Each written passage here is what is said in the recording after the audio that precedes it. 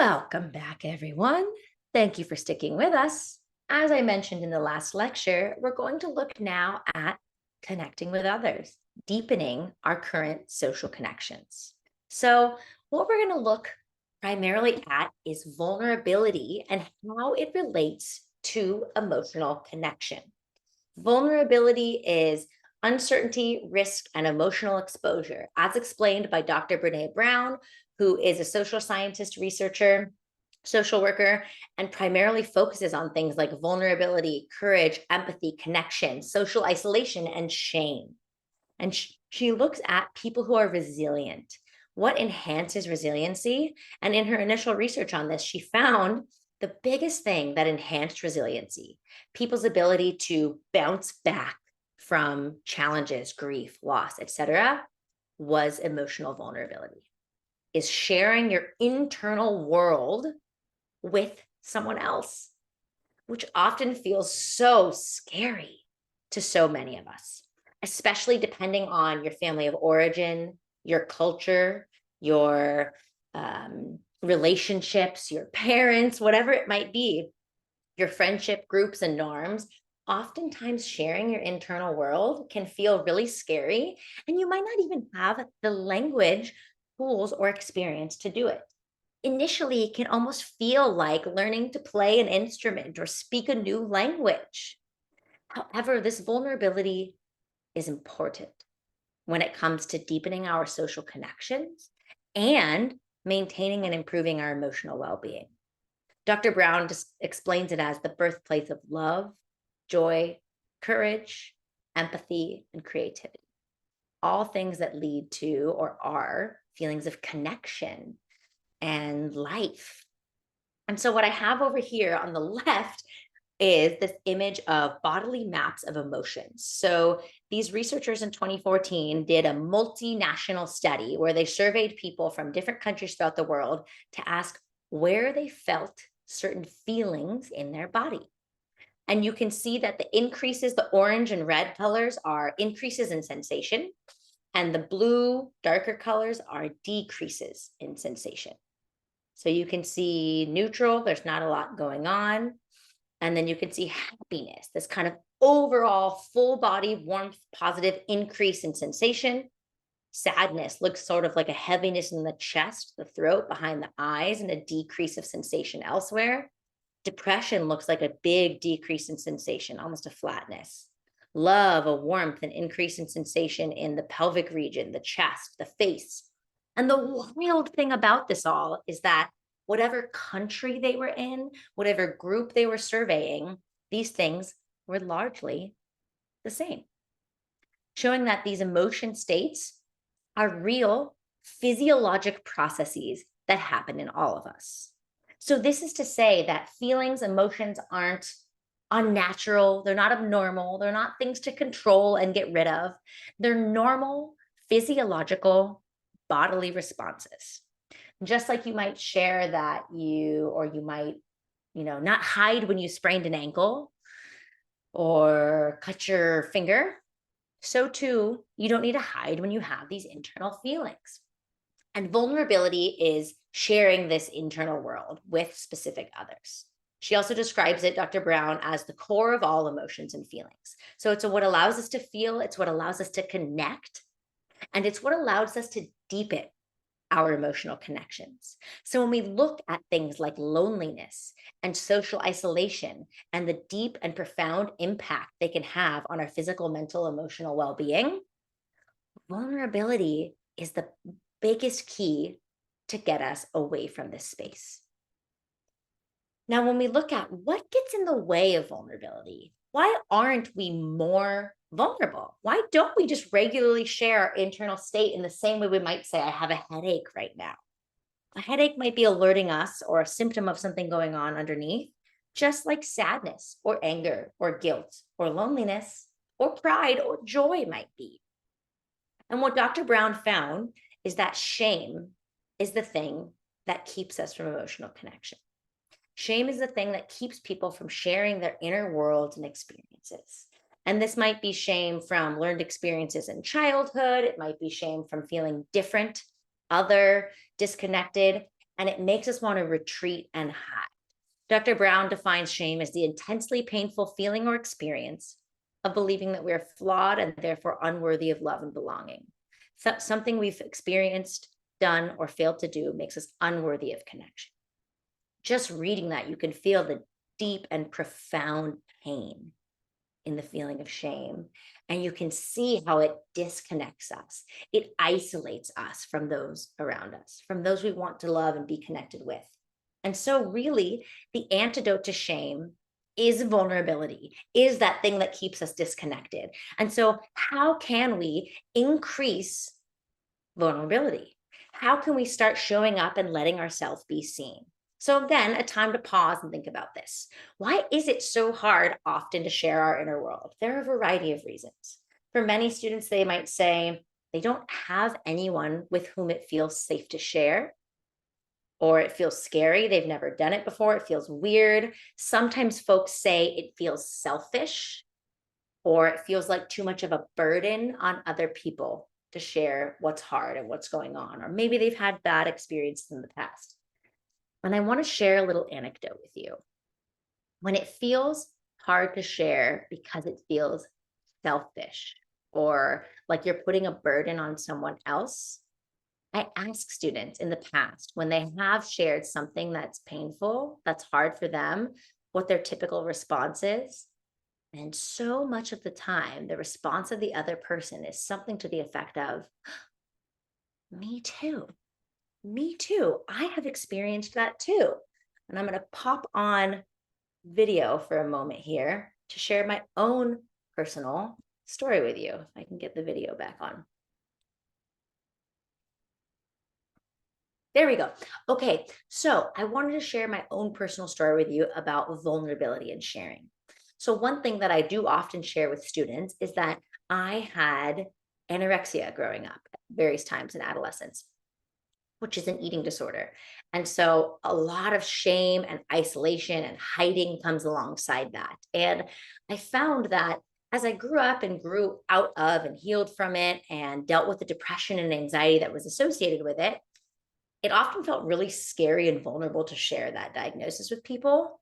But invariably, when I did, so much of the time, the response from someone else would be, oh my gosh, I struggled with anorexia growing up too, or I struggled with addiction, or I struggled with cutting, or whatever their personal issue was. Sharing my own pain and shame and what I felt like were my flaws or icky bits allowed other people to feel comfortable sharing it too. And I have had so many people tell me now that this is the first time I've ever talked about this with someone. And the same thing is what I hear from students. It's what I hear from friends, family members, when they share these deep, vulnerable parts of them. It's not, unless they're trauma dumping and just overloading somebody, it's not a burden on somebody. It's actually a gift that allows you to be seen and lets the other person show up as their full, authentic self. So that's what I recommend to you. If you want to be more vulnerable in any of your relationships, to strengthen your social connection, to deepen your bonds, to have people with whom you feel close and supported by and who you can be close with and support, start by opening up just a little bit. And if it feels scary at first, you can try some different things. So if you're thinking about how you might increase this vulnerability and interpersonal connection, you might start small, start with really little things that don't feel quite as scary. You might try writing things down. Whether you give it to someone else or not at the end is up to you. Even just writing it can be useful. You might try even letting someone know that what you're about to do feels really scary and then doing it. You might give a little bit and then see how somebody responds if they share some of themselves too. Or if it feels really unsafe and uncomfortable to try this with somebody that you know in your regular life, you can try doing this with a therapist. That's what therapy is all about, a place to be vulnerable and share what makes you feel shamed and separate and isolated and other. Shame is the thing that keeps us from vulnerability and deep social connection. And we know that that is paramount and fundamental to our, not only our psychological well-being, but as we saw in the loneliness lecture, our overall well-being as well. So I want you to think about who are some people in your life with whom you could be a little bit more vulnerable and try to figure out one even small thing to increase vulnerability around. And again, if you don't have someone with whom you feel comfortable, reach out to me and I can help connect you with our therapy resources at Mesa if that feels like something that would be useful for you. So that's it on our vulnerability, social connection. Let's look now at some other communication strategies. I'm going to pause my video again here so we can focus on the recording. Communication, communicating your needs. So let's say you have good social connections and you'd like to communicate with your friends, family members, coworkers, etc. This can oftentimes lead to conflict, escalation, and this is something that students say is difficult to do.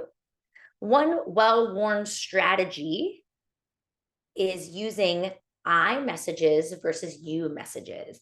And this comes from Dr. Gottman, whose research we'll look at in just a minute. Oftentimes, when we're telling folks something that we're upset with, we use a you message. We let them know about themselves. We let them know what they are doing that is pissing us off. So you never listen when I talk. You always make plans without me. You forget to tell me when you're running late. I can't believe you forgot our anniversary. You don't even care about me. Why are you always late? You're such a slob. I hate living in this pig pen. Some of these may be exaggerated, but typically the first thing we think of when we're upset with somebody is what they are doing wrong to upset us. And then when we share this information with them, we let them know. And what often happens in these cases is that someone's initial reaction is defensiveness. They're immediately going to defend their character, defend their intentions, their behavior, their actions, and they can't actually hear the pain behind what the other person is saying. So the antidote to this, as defined by the Gottmans and as used by many relationship counselors, is I messages. I messages let the other person know how you are feeling based on the situation, and if you can get there, what you need. So you never listen when I talk becomes, I feel unimportant when I speak and it doesn't seem like you're paying attention. Or I can't believe you forgot our anniversary. You don't care at all. You're so selfish becomes, I'm sad that you forgot our anniversary. So it's letting you know, I feel stressed when the house is a mess. Rather than blaming and pinning a situation, a behavior, an action on another person and making them completely culpable for your state, it's sharing how you're feeling with the other person. And while actions and intentions can be refuted, feelings, it's a little bit harder to do so. This is also called a soft start. You're easing into a conversation, not being accusatory, critical, not putting the other person on the defensive, but letting them know how you're feeling as a point for launching conversations around an issue or situation. So the formula is I feel blank when blank and need blank. If you can get to the need, that's great. So I feel sad when you don't come home after work, and I'd love for us to set one time per week to spend time together in the evenings, whatever it is. I feel lonely when you're on the phone all evening, and I'd really like to feel more connected. What are some ways we could do that? So it's looking at things as a team. iMessages share feeling rather than blame. We know blame and shame are not potent, not useful mechanisms for behavior change. And we'll look at that again later. Folks can't refute your feelings, even if they see a situation differently, and this reduces defensiveness. So I really encourage you to try this out in your life. It's always a practice. All of these things are always a practice. They're never perfect. They're never slam dunks.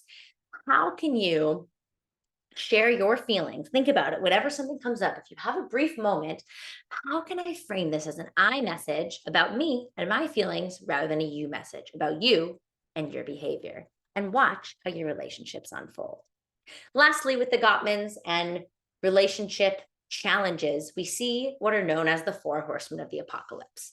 John and Julie Gottman are relationship therapists and researchers that they're sort of the at the forefront of relational research. So their couples counseling process is very well known, and they have over 3 decades of experience working with couples. In fact, John Gottman has been said to be able to identify within 5 minutes of listening to a conversation whether a couple will stay together or not. And it's heavily based on these four horsemen of the apocalypse. And while we're talking here in particular to their research about romantic relationships, this same thing can be applied to friendships, to parent-child relationships, etc. So these four horsemen of the apocalypse in a relationship, again, any kind of relationship, are criticism, defensiveness, contempt, and stonewalling. So let's define each of these. Criticism is just like we talked about before with the you messages. You never do this. You always do this. Criticizing the other person's behaviors, actions, etc. And their antidote to this is the soft start, the making a specific request, the I messages. I feel lonely. Can we spend some time together? Rather than you are never around, you don't pay attention to me. Defensiveness is the natural response to this. Defensiveness is one of the other horsemen of the apocalypse, relationship downfalls. Defensiveness is not hearing your partner, not listening to your partner, and it's much easier to be defensive if your partner starts with a you statement. So leading with I statements can reduce defensiveness. Contempt is the biggest one, the biggest downfall of relationship, again, any kind. And contempt takes criticism from something that someone did to who that person is. This is attacking a person's character and who they are. So rather than saying something like, you're late and now we're not going to be on time, contempt is you're so selfish, or you only think about yourself, or you're such a slob. It's labeling who the person is and holding them in contempt. And it feels deeply, deeply painful and shaming. And it incites a great deal of defensiveness. So again, when it comes to contempt, it's really about returning to those I statements rather than the you statements, and refraining from criticizing another person's character. Generally, people have good reasons for doing the things that they do, even if they don't work out well. And lastly, stonewalling. Stonewalling is shutting down in the face of conflict. So let's say two people are in an argument, and eventually one of them just shuts down. They leave the house, they leave the room without saying when they're coming back, or saying that they're leaving calmly. They just leave, or they get completely flat. Their tone is flat, their mood is flat, their face is flat, and it's hard to get any sort of engagement or reaction out of them.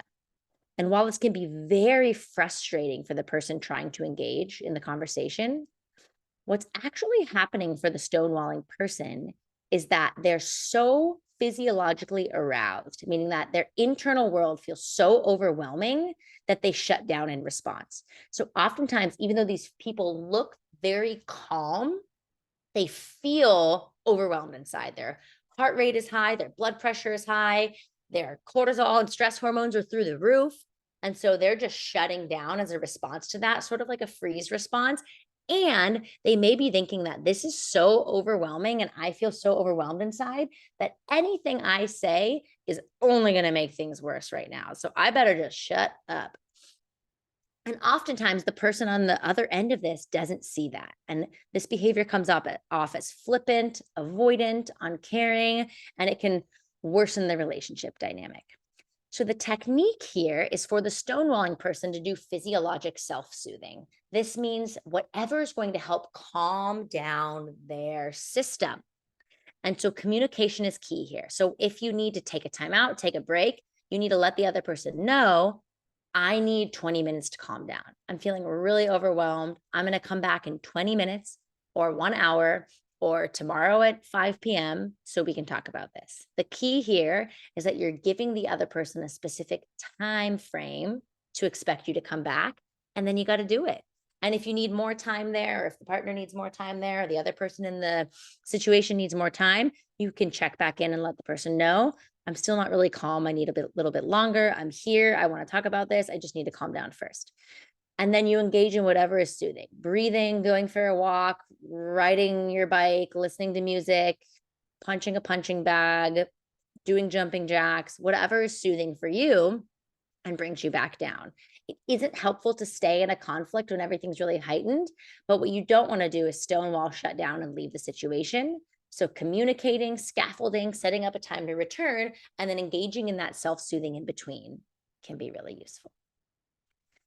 Now, come back for the next brief mini lecture where we're going to finish our session on social connection and relationships by looking at compassion. See you soon.